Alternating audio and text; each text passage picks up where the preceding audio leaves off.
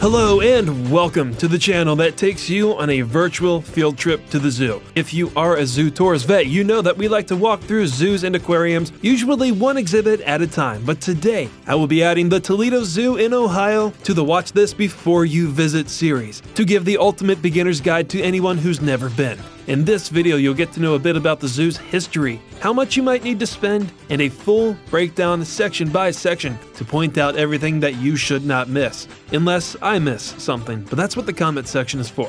The Toledo Zoo and Aquarium opened in 1900, so not only is it one of the older zoos in the country, but it's famous for keeping a lot of its history alive. It's located 8 minutes from downtown, and just in case you're on a road trip, it's just over about an hour away from the Detroit Zoo. The park sits on 51 acres, which I wouldn't consider that big, but it's also far from small. I've gone through zoos that are around this size in like an hour or so, but Toledo has over 10,000 animals from 700 species in 12 major sections. So there's a chance that you could be here from open to close, whether you're a casual visitor or a zoo enthusiast. Admission as of October 2024 is $31 for adults, $28 for children and seniors if you don't live within the zoo's county. But these are the prices if you do. And parking on average is around $11. Are these prices worth it though? That's really for you to decide obviously, but I will also give my answer at the end of this video. Props to them, by the way, for having tough security. You never know if there's any sick YouTubers out there filming at zoos for profit. The first part of the zoo has a ticketing booth, restroom, and gift shop area and eventually opens into the Arctic Encounter. Small but inspiring. It brings you right up to seals and sea lions and polar bears. It was designed with arguably the best predator and prey setup that you'll ever see, and you might miss it if you don't pay attention. The pinnipeds can swim right under bear territory, and they even put holes in the ground so the bears can hear the seals swim. If you ever wanted to know what it feels like to own a cabin, well, now you can. But you gotta share the area with a pack of white wolves. The property is pretty much touching a highway. It's not ideal, but when an ambulance goes by, you get to hear this.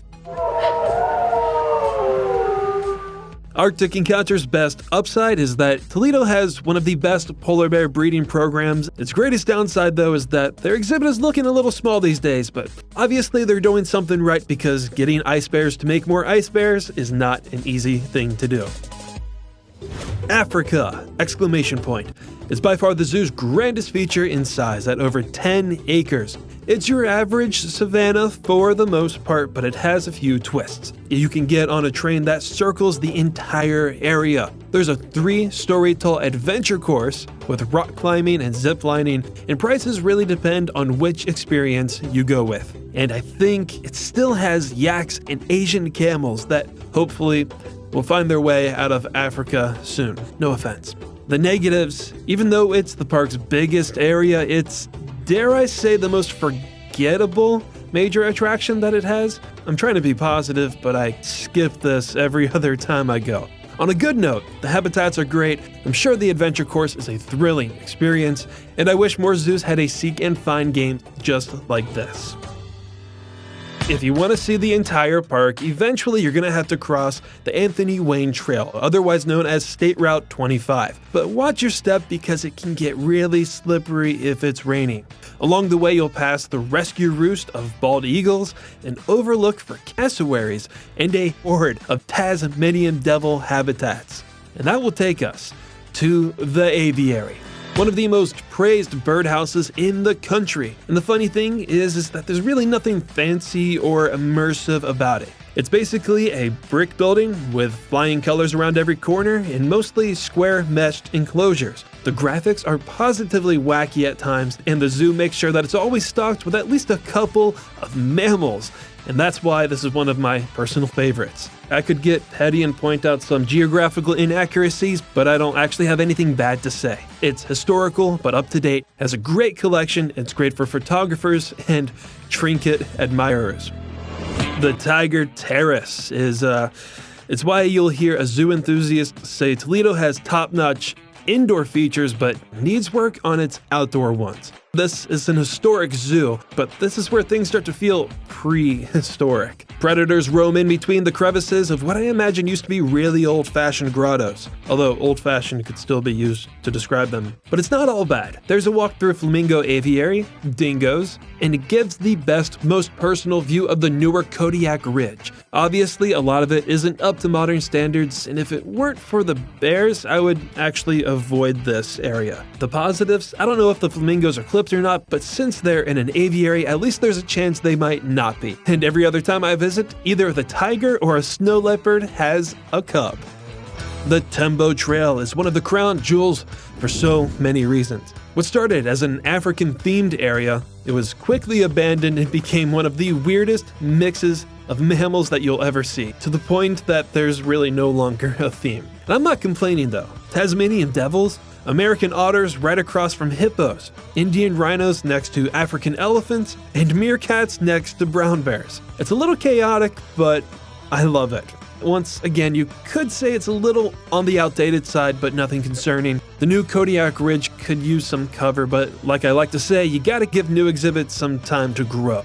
On the other hand, it does have some of the nation's few and feisty Tasmanian devils. This was the first place in North America you could clearly see a hippo underwater, and probably the first place that you could step over them as well. And they're also pretty good at making elephants up here in Northwest Ohio.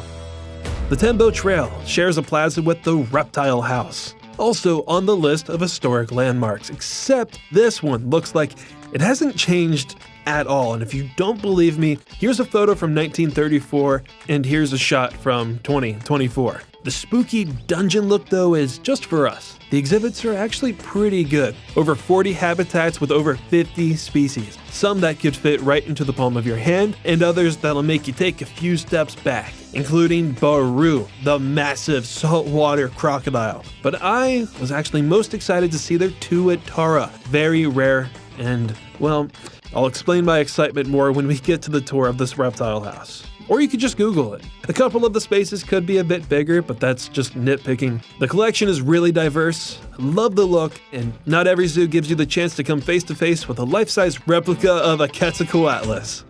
Locals, do not be mad at me, but I've never visited the award-winning Nature's Neighborhood. Since it's notably a kids area, I've refrained from doing any filming back here. But here's a map of it to give you an idea. Alright, I need an extra second to prepare for this.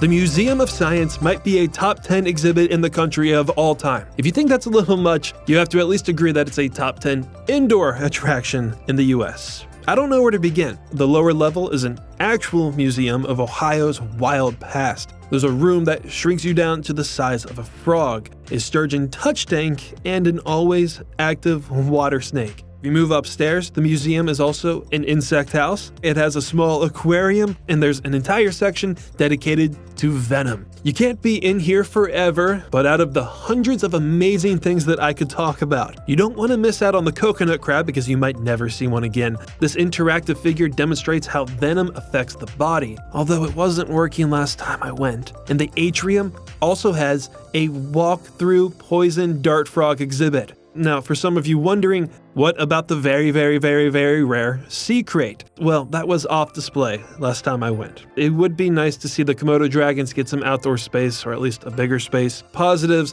just go watch the video. If you quit this right now and clicked on that card in the corner, I would not be offended, I promise. Going across the park to the Primate Forest. Now, the closest thing that the Primate Forest gets to being a forest is I guess you could say it's a forest of dead trees turned into wooden posts. There's several habitats that rotates gibbons, monkeys, and red pandas.